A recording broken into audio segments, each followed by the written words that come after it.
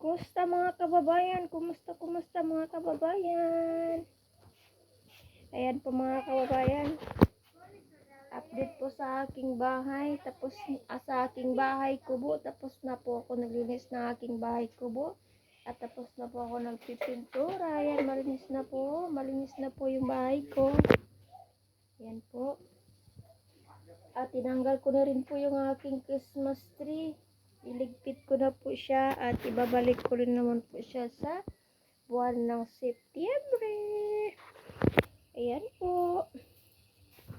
Ang hindi ko na lang po na maglalaban na lang po ng ng mga kumot. Hindi lang ako naglaban ng kumot ngayon kasi dumating kasi sila pamangkin ni asawa, kauwi galang simbahan at nilaban nila lahat mga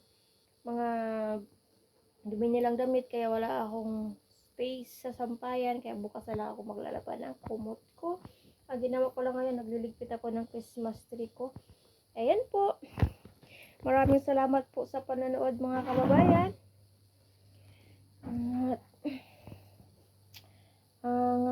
Ngayon, muna ako, pahinga kasi parang talaga yung katawan na pagod talaga yung katawan ko sa 2 araw ng trabaho.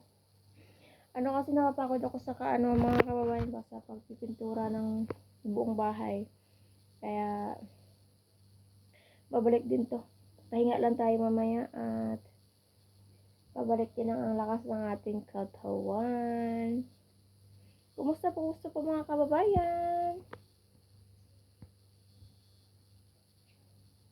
Ready na yung bahay ko para sa